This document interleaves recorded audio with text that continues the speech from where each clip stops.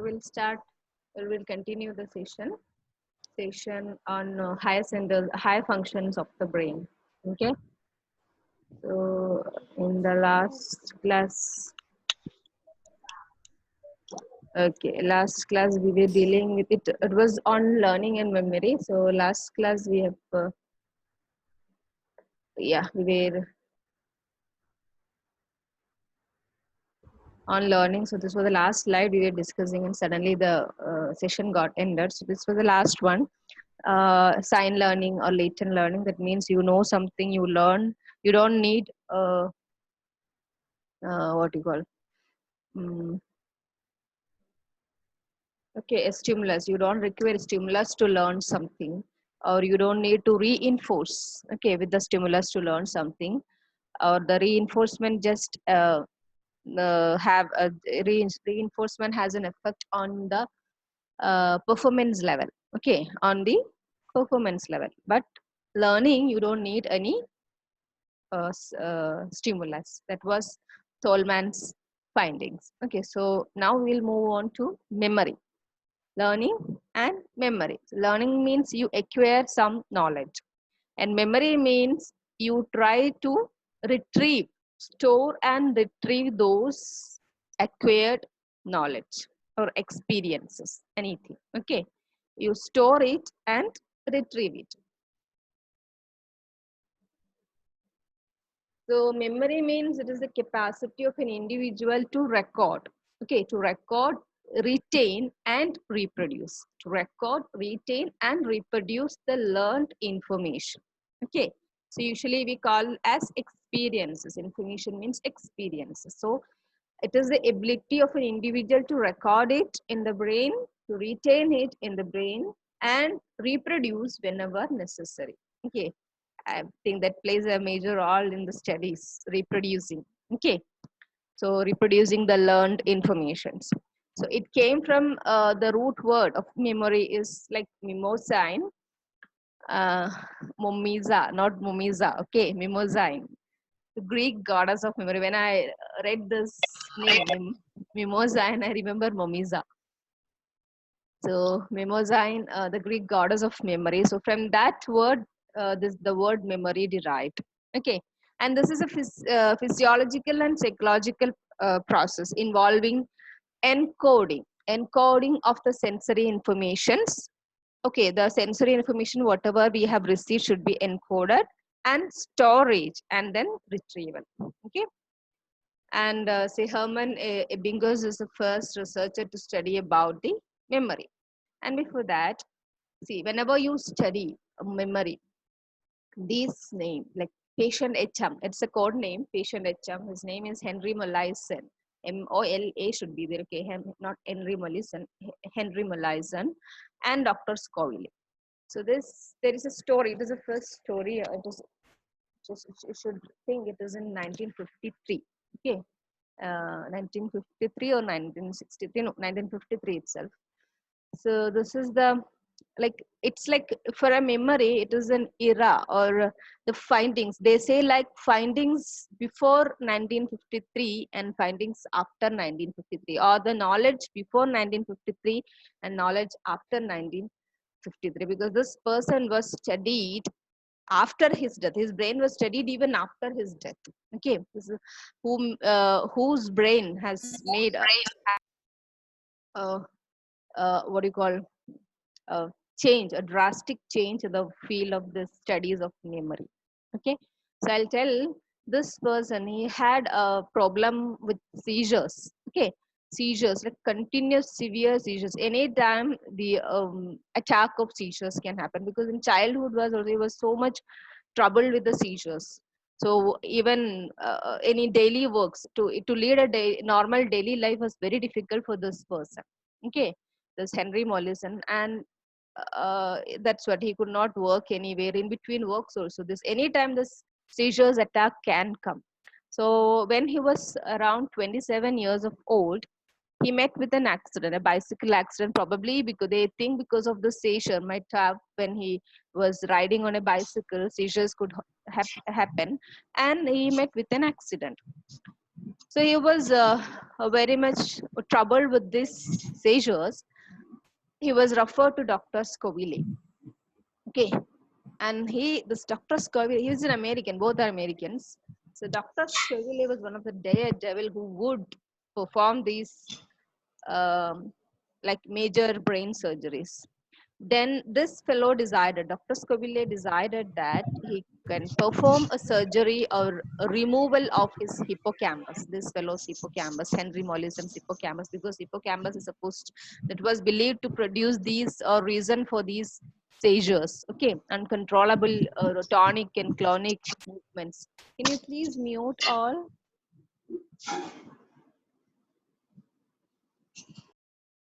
Okay.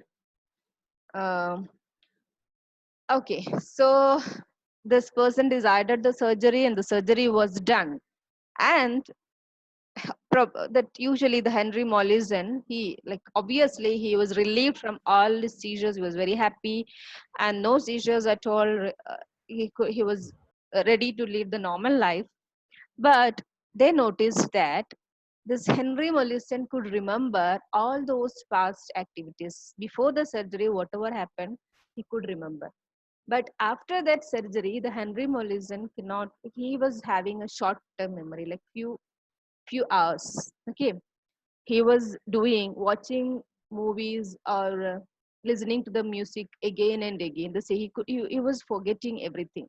Okay, that means procedure. He had the procedure. He again he knew how to drive the cycle, how to do the things, everything daily life. He remembered. That means the past memory he had. After the surgery, he had only short-term memories. Okay, he could not remember a phone number for a longer time, or the movie which he watched today, next day he was not able to remember it and he started watching it again. And this happened and they studied it. Okay, this Scoville, he referred this person to another a PhD student, what was I think Brenda Milner. Her name was Brenda Milner, and that was the what do you call uh, the turning point of the studies, memory studies. Okay, she was very famous after that, and she studied, and her findings was like this: because of the removal of this hippocampus, or this hippocampus is the site of reinforcing these memories. Okay, so this is the difference in normal and HM's brain, or patient HM's brain. Hippocampus was removed. So after that, many studies developed. After that, many studies they carried on, and they found that. So they concluded a theory like, now what we know. Okay, so the sensory information what you receive in the cerebral cortex, all the sensory informations like your experiences, your reading, your visual images, everything after making a consolidation, after making the neuronal connections in the cerebral cortex, they send it into the hippocampus. And here hippocampus, it consolidates, or it what do you call, makes it a long term memory here. Okay, how? So by repeating, if you repeat the same informations here, the same information, same experiences, or if it is a strong experience, okay, or a repeatedness of that in sensory information, okay, the repeated sensory information, these hippocampus gets repeat information from the cerebral cortex. If it is strong enough, the hippocampus, it makes it a long memory and send back it into the cerebral cortex for permanent storage. Okay, so here it consolidates and send back to the cerebral cortex for permanent storage. So this was removed for patient HM, and there was no consolidation of the memory and no feedback sending to the cerebral cortex for permanent storage. So that's what happening with patient HM. Okay, so that is the this name. Whenever you study about memory, the patient HM should not get exempted, because that was two eras, two periods, before 1953 and after 1953 regarding this memory. Okay, now we'll go to the memory. So what is a memory? So a memory, or you can memorize, means to occur or to make it as a permanent storage there should be some changes. Okay, there should be some changes. The changes should be, can be structural and functional. Okay, structural functional changes in the brain. Okay, that changes can be to a single neuron. Okay, the changes I told, to become a memory or to make it a permanent memory in the brain or storage in the brain. Inside the brain there should be the experience or the learned thing should make a permanent change, structural and functional change inside the brain. And that change can be to a single neuron. The single neuron change means new protein production inside the neuron, or a new branch, axonal or dendritic branch of the sprout of the branch of the neuron. Okay, a structural or functional change in the neuron, or more synaptic connections, development or strengthening of the synaptic connections among the neurons. Okay, so that you have a good memory means your neuronal connections are very strong. Okay, or your change, that incident or that knowledge made a good change inside your neurons. Okay, a strong change, permanent change inside the neurons. So to increase the memory, there should be a strong synaptic connections. Okay, so this strong synaptic connections develops by repetition, only by repetition, or it should be this, it should be a very strong impact on the incident should have a very strong impact inside the brain. Okay, so here so that changes are the ability of ability to change, ability of the brain to change. Okay, to form the memory is called as plasticity. Okay, the structure, the ability to change structurally and functionally to form the memory is called as plasticity. So memory is the process by which information is acquired through learning is stored and retrieved. For an experience to become a part of memory, that must produce persistent structural and functional changes that represent the experience in the brain. And this capacity of change associated with learning is termed as plasticity. So plasticity has got a main role in the development of memory. The higher the plasticity, the memory is stronger. Okay. So it involves the changes in individual. The changes I told here, structural and functional changes. These changes involves in individual neurons. In individual neurons, what changes can occur? Individual neuron can synthesize different proteins, or it can produce or sprout new dendrites. Okay, or the changes can be this in strengthening of the synaptic connections among neurons. Okay, so this is the basis of memory. Okay, the structural and functional changes. And anatomical basis, you can see here, this is the normal synapse, a presynaptic neuron and a postsynaptic neuron. So this presynaptic normal sensory terminal, the primary synapse or primary presynaptic neuron is called as sensory terminal. This normal. Okay, it is called as a sensory terminal. Along with the sensory terminal, there will be a facilitator terminal, another terminal or another synapse or another facilitator neuron, which makes synapse on the sensory terminal. Okay, you can see here. Okay, on the sensory terminal, this facilitator terminal makes synapse. And to make a memory, to make the memory strong, okay, permanent storage, both the facilitator and sensory terminal should fire or should produce an action potential together. Okay, if facilitator terminal and sensory terminal both are on firing potential, it produces a permanent change. And if only sensory terminal is producing an action or conveying an action potential towards this postsynaptic membrane, it causes for habituation or for ignoring. Okay, so for to form the memory, the facilitator and sensory terminal together send impulses or fire. Okay, and physiological, it is stored in the brain by alteration, which I told, the plasticity, that is a physiological basis. Okay, synaptic transmission between the neurons involved in the memory. So there is facilitation and habituation. Facilitation means it is the process by which memory storage is enhanced. Okay, enhancement of the memory storage by increased synaptic transmission, repetition. Okay, repeat transmission of the impulses. And habituation is the process by which memory storage is attenuated or decreases or become mild by reduction in synaptic transmission. There won't be no sprouting of the new axonal connection, dendritic connections, no enhancement of the synaptic transmission. Okay, so this causes ignorance of the stimulus, or there won't be strengthening of the memory. Okay, and the different parts which are involved in the brain memory involved in the memory are association areas of all the lobes like frontal, parietal, occipital, and temporal, and hippocampus and amygdala. These are the parts of limbic system, hippocampus and amygdala. And the diencephalon, the nuclei, the thalamic nuclei and hypothalamus, two structures, thalamus and hypothalamus. So broadly, if you say association areas of frontal, parietal, occipital, temporal lobe, hippocampus, amygdala, thalamus and hypothalamus. Okay, so these are the parts of the brain that involved in the memory. And obviously the cerebral cortex.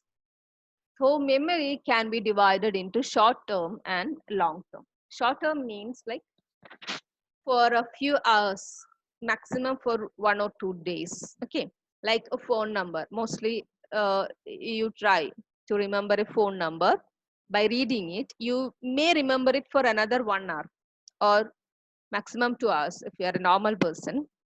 You won't be able to remember in the next day. Okay, unless it is written somewhere or stored somewhere. Okay, in your memory it may stay for few hours maximum to 1 day. So that is called as short term memory.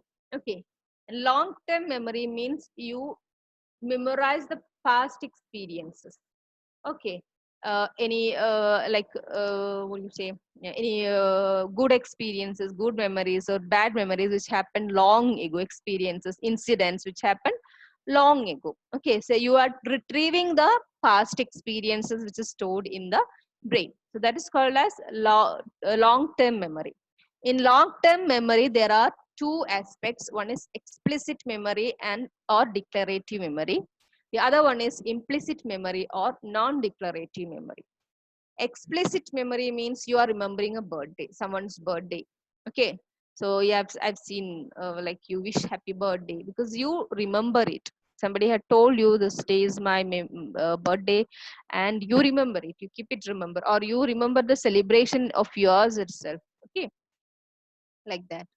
And see events. Okay, and it is called as semantic and episodic events of anything, any events, wedding or past events. You fell from your bicycle, or you met with an accident, or you somebody felicitated you, or somebody give you congratulated you. Okay, so all these you remember in the childhood, whatever, or any time memory, previous incidents you remember is called as episodic memory. And other thing, facts, you study some facts, universal truth or facts. Okay, that is called as semantic memory. And implicit memory means all the procedures, driving, writing, skilled movements, all those. Okay, skills and habits. Okay, these are called as procedural memory. And skeletal, then other is classical conditioning, all those reflexes, conditioning reflexes. And priming means this plays a very important role in studying. Like you go to a primary school and teachers teach you like Y for yellow. Okay, and yellow, she may show you a yellow flower, a banana yellow, or something related to yellow. So you're relating it. Yellow, Y means yellow, and yellow means banana and flower. Okay, so you relate it. So that fixes prints on your brain. Okay, so that is called as priming. So implicit memory involves all these things: your procedural memory, your emotional memory, and priming. Okay, these are in the implicit memory. Explicit means facts and events. Okay, facts and events you remember is called as explicit memory. And disorders, we cannot discuss all the disorders. We just brushing. It is just called as like bird's eye view. Also, you cannot say little. I can just say the terms. Okay, So amnesia means loss of memory. You lose your memory, uh, partial or complete, anything, partial loss or complete. It's called as amnesia. And there are two classes, anterograde and retrograde. So anterograde means this usually happens, suppose if brain damage occurs. Okay, there is a particular point as the where the brain damage occurs. And before that day, if you lose all the memories before or past memories, that is called as retrograde amnesia. The patient cannot remember events prior to the brain damage. Okay, and anterograde means after. Till then, you will remember everything. After that, whatever happens, you will not be able to remember. Is called as anterograde amnesia. Cannot later remember events that occur after the brain damage. That is called as anterograde memory amnesia. See, hippocampus is this was the structure which was removed in the patient HM. So that's why he could not remember anything after that surgery. Okay, long-term memory was not there for patient HM. And this retrograde is in temporal lobe. In the temporal lobe, where there is a storage happens. Okay, so the person, if he suffered from retrograde amnesia, he cannot remember anything which is stored. And then comes dementia. Dementia is not a single disease, it is a collection of different symptoms. Okay, different symptoms together, not only one thing we call dementia, different symptoms are there. So in dementia patient, there might be some problem in thinking and decision making. Okay, and perception, reasoning, and sometimes memory loss, and may not have concentration power and attention. Okay, and no, the person's personality itself changes. You might have seen the person for years and years, but the person changes. Okay, the total personality of that person changes. He or she becomes a different person because of these changes. Okay, so that classes of symptoms is together called as dementia. And in Alzheimer's, the dementia is one of the symptom of Alzheimer's is dementia. Okay, so next is Alzheimer's. It is like degeneration of the uh, brain cells, the neurons, and decrease in the secretion of acetylcholine, as called. So together leads to a group of disorders, okay, called as Alzheimer's disease. And this dementia is one of the symptom or disorder in Alzheimer's disease. Okay. And now we'll go to so this was about memory. So you have learned, so first different what is memory and plasticity. So you should, whenever somebody is something you want to write about memory, plasticity should be there. It is the ability of the to produce changes inside the brain, okay, which leads to permanent storage of the information. That is called as plasticity, and the change can be onto a single neuron or onto or in the strengthening of the synapse communication. Okay, and you have learned the different types. Different types were long term and short term. In long term, you have learned implicit and explicit memories and examples, and that's all. And now we'll go to speech and see. We are dealing the higher functions of the brain, and speech is like it is a skilled movement. It is a very skilled movement, voluntary skilled movement, one of the highest functions of the brain. Okay, to articulate your mouth, okay, to articulate your tongue, your jaws, your larynx, etc. And then in coordination of the sensory informations and motor informations from the brain. So different centers in the brain is involved to produce a speech.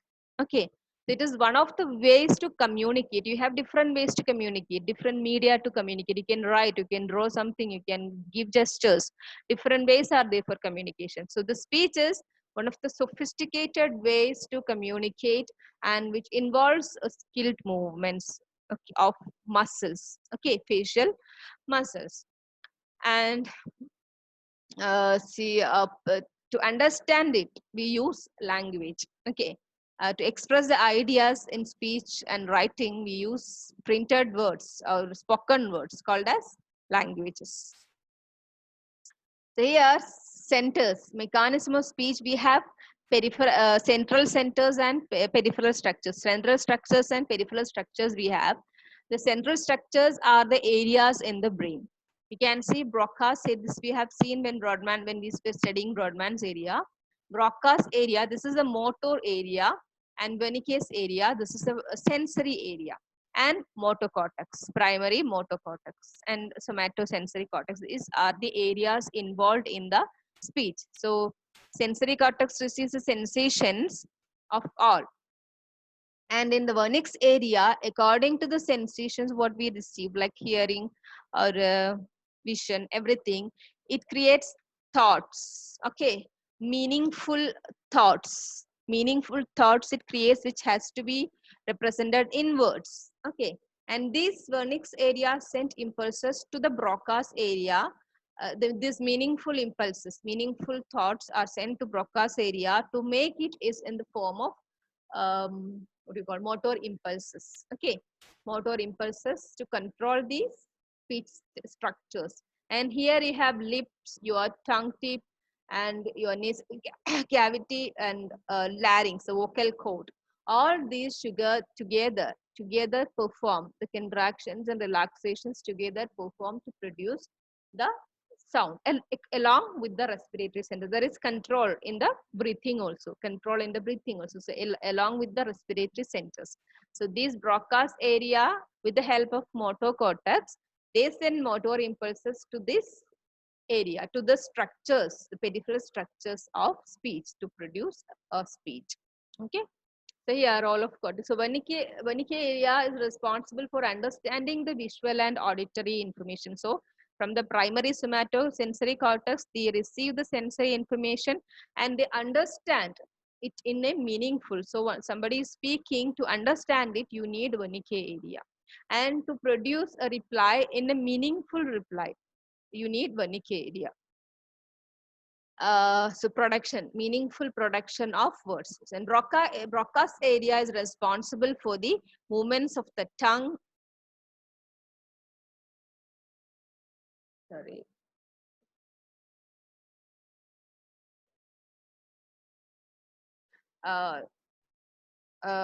Movement of the tongue, lips, and larynx, which are necessary for speech. And motor area, this activates this peripheral speech apparatus, which results in the initiation of the movements of the tongue, lips, and larynx required for speech. So we'll go to the abnormalities related to speech, and one is aphasia. Aphasia means defined as a loss or impairment of speech due to brain damage. This is not an inborn error. It is due to brain damage or damage to the speech centers. So it impairs the expression and understanding of spoken words. If you need to understand somebody's spoken words, also you need those Wernicke area. So if that area is damaged, you will not be able to understand the spoken words. Okay, and it also affects reading and writing. So the causes can be stroke, head injury, blow to head, cerebral tumors, brain infections, and degenerative disorders of the brain. So different classes of aphasia are, there is Broca's aphasia or non-fluent aphasia. Okay, that means if your Broca's area is restricted, this interrupts your ability to produce the articulation, ability to produce spoken words by articulating the peripheral structures. Okay, because they send Broca's area send the motor impulses along with the primacy. It goes send impulses to the primary motor cortex, and then primary motor cortex controls the movement of the muscles of the vocal cord and tongue, etc., lips, etc. So that is affected. So it leads to producing or movement of the peripheral structures of speech. So you cannot speak out. Okay, non-fluent aphasia. Another is Wernicke's aphasia or fluent aphasia. In this area is not uh, lesioned or not distracted. This Wernicke area is distracted. So here you cannot produce any meaningful complete sentence. See, he is thinking like, I want an apple, but what is he saying? Like marble yelly nahim jofratic. So it is like meaningless. It is called as a verbal salad. Okay, just a verbal salad. The patient can speak fluently, uh, like nonsense. It is also nonsense aphasia. Okay, nonsense you can speak, and the problem is he doesn't understand also. This person or he or she, he doesn't understand what the others are speaking, and he doesn't realize what he is speaking. So this person does not realizing that what he is speaking or he has any problem. The other person who is listening to these people can realize, only can realize. They cannot realize that they are speaking nonsense because they think properly, but they cannot produce it in a meaningful way because their Wernicke area is affected and they cannot understand somebody else speaking also. So it's not a problem for that person. It is called as fluent aphasia. And another is dysarthria. So this is a problem in articulating. It's a condition when the muscles of a person that uses for speaking is weakened. The articulation problem. Okay, and control, it is difficult to control the muscles. Okay, it is called as dysarthria. And this is phonia, phonation. The problem is in phonation, like producing sounds. Okay, that hoarseness of this sound. Okay, it lies, dysphonia is a problem which lies in the voice. Okay, production of the or uh, like proper phonetics won't be there for dysphonia. So it problem lies in the vocal cord controlling. And another is like stammering. uh, or stammering is common in kids. Like that is problem, they are just developing their brain. So it is common those in kids in developing brains. And sometimes with people with brain disorders or excess anxiety also can lead to stammering in the adults. Okay, otherwise if not anxiety, that could be a brain disorders. Okay, so like it is problem in repeated syllables, or problem in starting the speaking by repeating syllables. You can see he hello. This is very common in kids, and it is very nice to observe. Even my kid also, she doesn't she has no that syllable k, etc. So for a cat she says chat, and that too like the chat, much chat running, like the she's. But it is very nice to see in kids when they say, but it is actually a problem in the adults when there is brain damage, etc., or like higher activities of the brain. Okay, stammering. And this can be there are so many, these are there, like what do you call, speech therapies. It can be lowered or attenuated by speech therapies. So these are about I think no other. Okay, fine. About speech. So we have learned sleep is one of the higher function.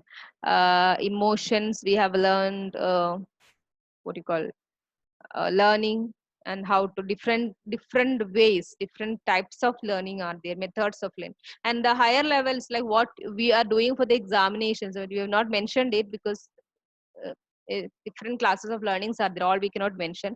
So one is like rote learning. Rote learning is what we do for normal exam study, just mug it up. Okay, repeat studying, repeat a sentence several times to keep it, to mug it up. Okay, for the next day or next, for whenever it is necessary. That is called as rote learning. And rote learning is always performed by most of the students. It's rote learning. Okay, repeating and then reproducing. And then we have seen memory and classes of memory, and another higher function is speech. So we have come to the end of this ENS with the higher functions. So we had discussed a few of the important questions, and another some of the important questions we'll discuss in next sessions. Okay. Now today we can end.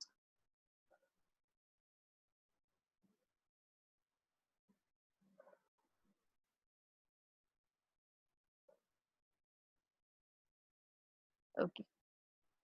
Okay, fine. We can end today's meeting, and 11:30 we'll have the seminar. Before that we have another class, I know. After that myself and Sarita ma'am will attend the seminars. Okay, thank you. Okay. Thank you. Okay. Thank you.